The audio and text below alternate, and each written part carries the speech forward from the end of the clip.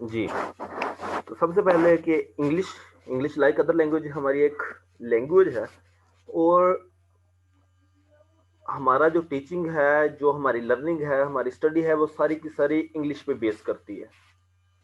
और इंग्लिश को ठीक तरह से समझने के लिए जो कुछ हमें बताया जा रहा, जिन मीनिंग्स में हमें बताया जा रहा है, उन्हीं मीनिंग्स को समझने के लिए हमें इंग्लिश ग्रामर की ज़रूरत है। अब हमारे पास वर्ड्स हैं, हमने डिफरेंट वर्ड्स पढ़े कि टेबल, चेयर, बुक, अभी हमारे पास वर्ड्स हैं।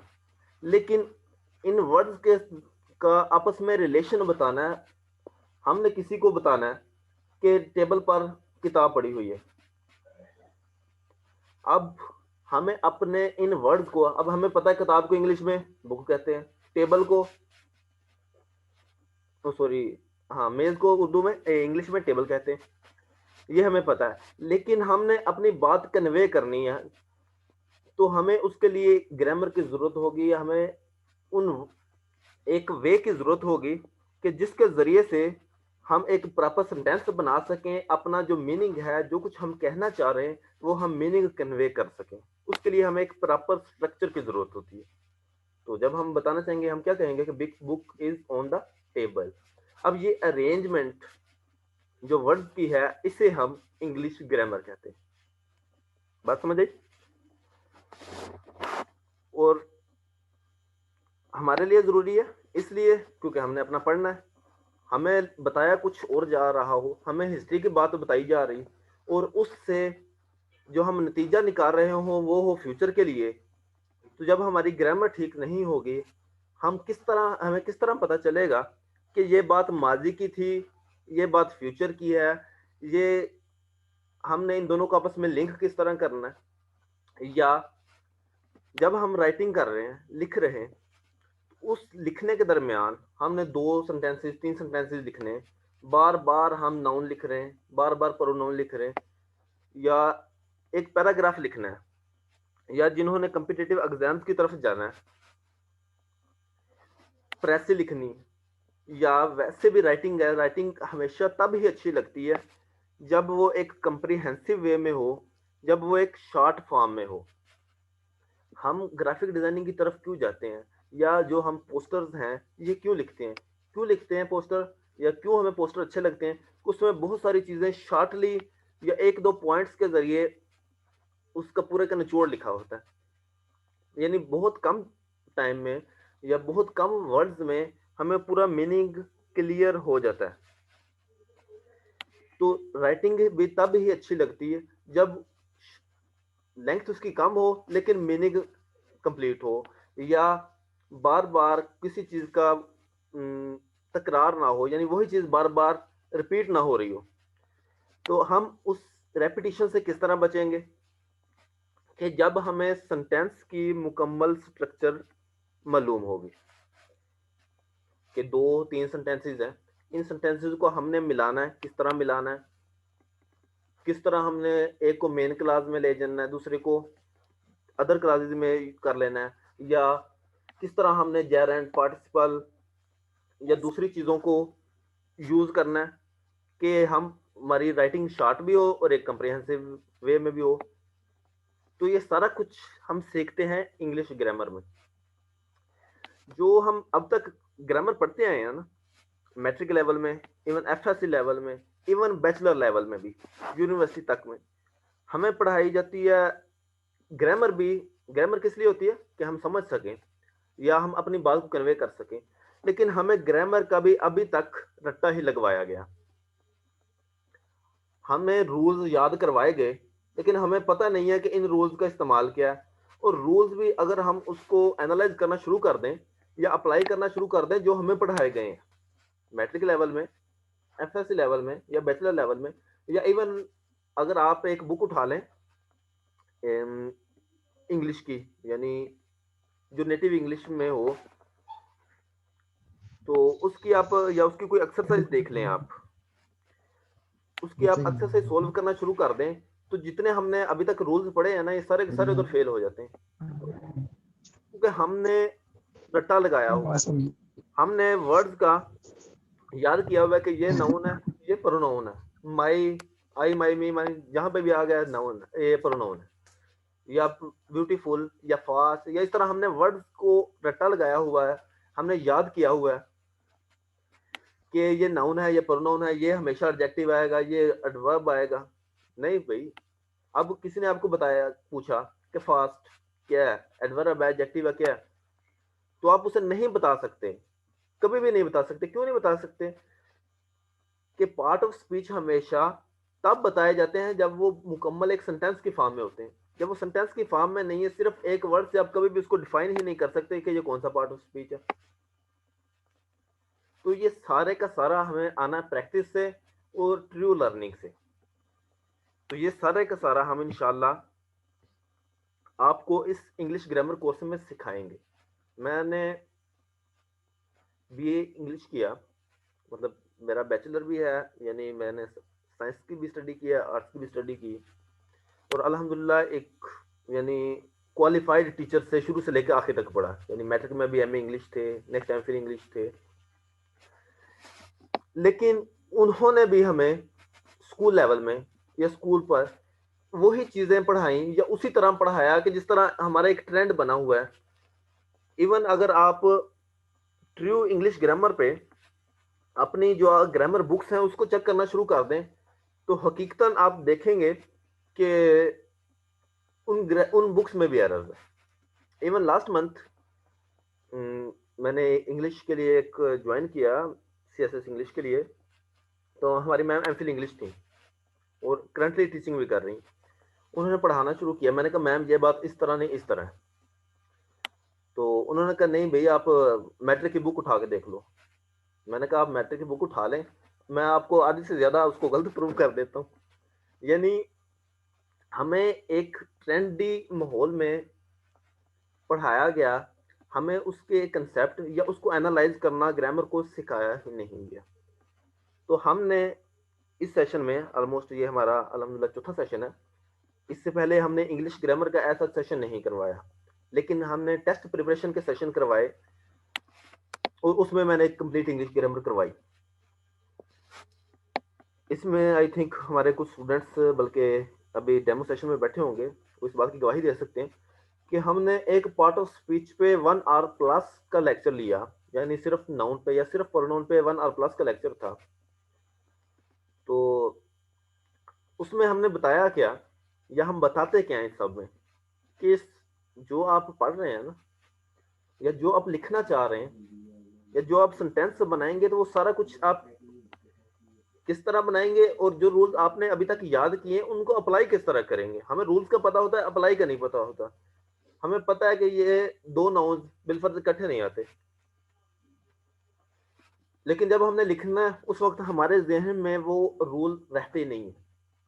तो राइटिंग और आपकी जो ये जो एरर्स हैं, ग्रामेटिकल एरर्स, ये आने खत्म होने हैं हमारी प्रैक्टिस से। कि जब हम बार बार प्रैक्टिस करेंगे और ये सारा कुछ, तो ये प्रैक्टिस हम इंशाल्लाह जो हमारी डेली वीकली क्लासेस होती हैं, वीकेंड क्लासेस के बाद जो एक वीक होता है, तकरीबन 5 दिन होते हैं आपके पास, वो उसमें हम आपको एक्सरसाइजेज रेफर करेंगे, बता देंगे एक्सरसाइज, जिससे आप प्रैक्टिस करेंगे और बाकायदा लिख के हमें चेक करवाएंगे, जिससे आपकी प्रैक्टिस होगी।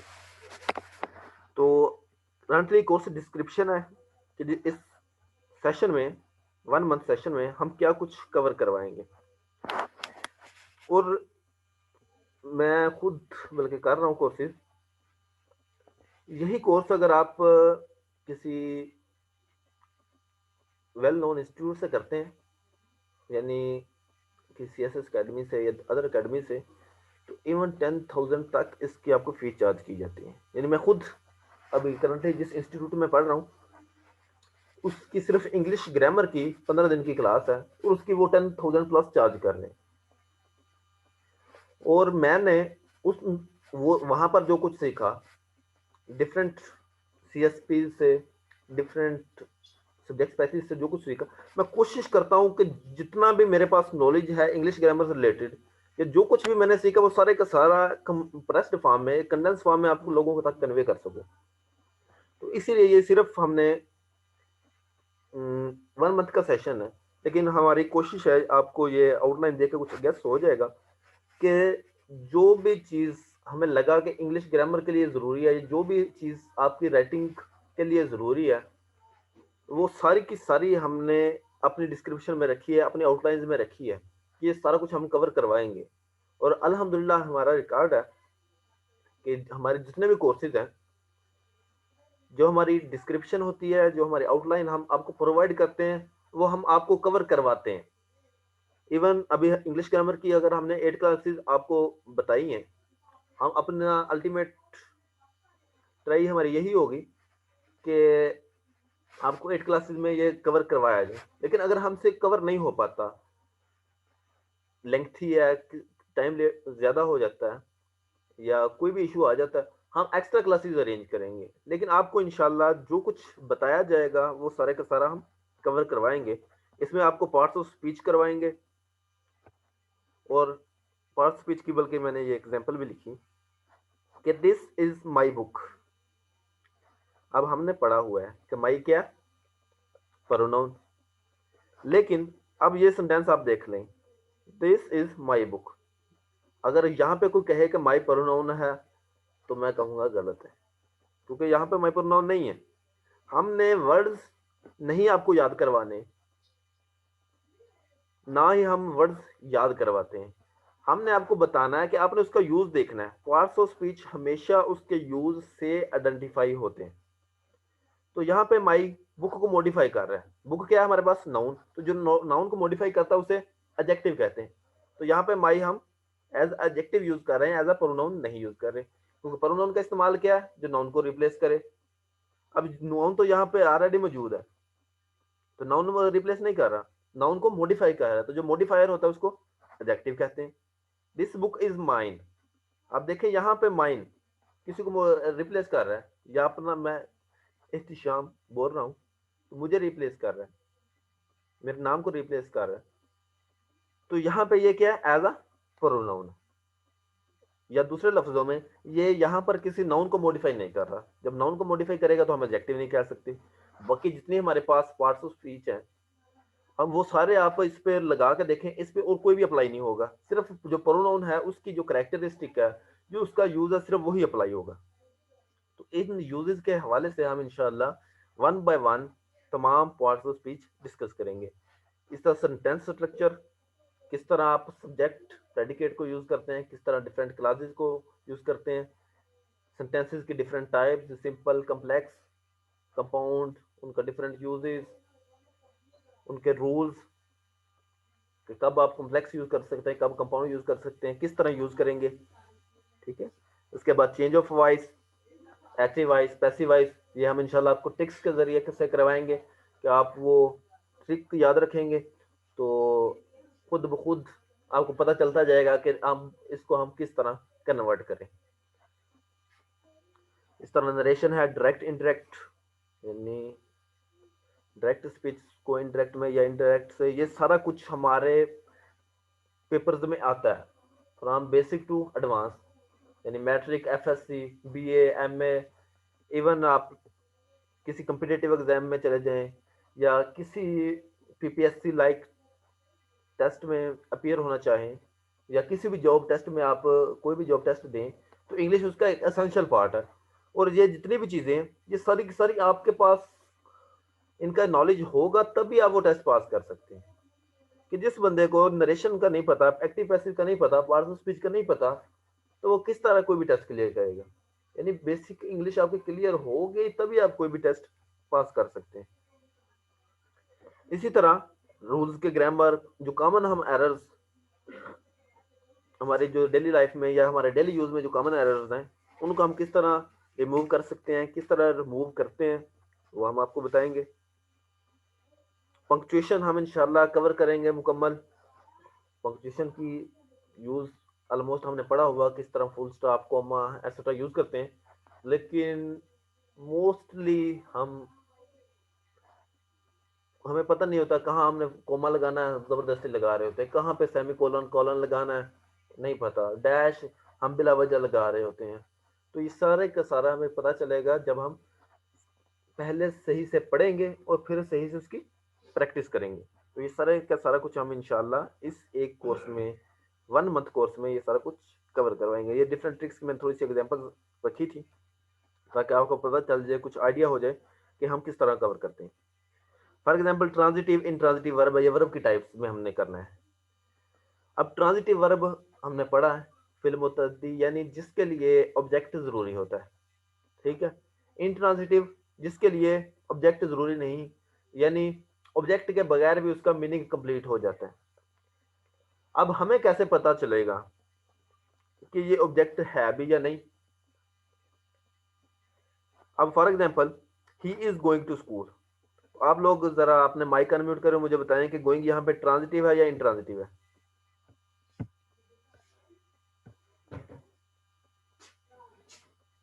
ट्रांजिटिव है। ट्रांजिटिव है जी। बाकी और ट्रांजिटिव है। जी ट्रांजिटिव है। मजीद कोई? ऑलमोस्ट सबके नजदीक ये ट्रांजिटिव ही होगा, लेकिन ये इंट्रांजिटिव है। गोइंग एक इंट्रांजिटिव वर्ब है। हमें कैसे पता चलेगा कि ये ट्रांजिटिव है या इंट्रांजिटिव है? जो भी ट्रांजिटिव वर्ब होगा, यहाँ पे टू स्कूल एज ऑब्जेक्ट नहीं आ रहा, कैसे पता चलेगा? अब गोइंग के बाद यानी ट्रांजिटिव वर्ब जो भी होगा फिर मुतद्दी, उसके फौरी बाद कभी भी प्रेपोजिशन नहीं आएगा। जब ट्रांजिटिव वर्ब के बाद प्रेपोजिशन आ गया, इसका मतलब है कि वो इंट्रांजिटिव वर्ब होगा। Ali is going, he is going, वो जा रहा है, बस ठीक है भाई, एक कंप्लीट एक्शन है यार। अब कहाँ जा रहा है या किस तरफ जा रहा है, स्कूल की तरफ जा रहा है, ये हम एक एडिशनल इंफॉर्मेशन प्रोवाइड करते हैं। और प्रेपोजिशन के साथ हमेशा एडिशनल इंफॉर्मेशन प्रोवाइड होती है। प्रेपोजिशन को यूज करते हुए कभी भी ऑब्जेक्ट नहीं आता, समझ आई?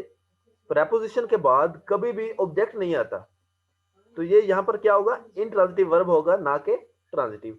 ट्रांजिटिव की आपकी जो भी एग्जांपल देख लेंगे, ट्रांजिटिव वर्ब के बाद हमेशा हमेशा ऑब्जेक्ट विदाउट प्रेपोजिशन आएगा। जब भी वर्ब के बाद प्रेपोजिशन आ जाए तो आप आसानी से बता देंगे कि ये इंट्रांजिटिव है। यही ऐसे कुछ ट्रिक्स हैं जो हम देखते हैं। या जिस तरह देखें, ही हैज कंप्लीटेड वर्क, अब कंप्लीटेड का मीनिंग क्लियर नहीं है, या यू देख लें कंप्लीटेड के बाद कोई प्रेपोजिशन नहीं आ रहा, तो ये हमारे पास क्या होगा? ट्रांजिटिव वर्ब होगा, ठीक है। यानी ये कुछ ट्रिक्स हैं जिनके जरिए से आप आसानी से उसको आइडेंटिफाई कर सकते होते हैं। इस तरह पैसिव वॉइस ओनली ट्रांजिटिव का बनता है, he is going to school, इसका पैसिव वॉइस आप बनाना चाहें नहीं बनता। क्यों नहीं बनता? तो पैसिव वॉइस बनता ही हमेशा ट्रांजिटिव का है।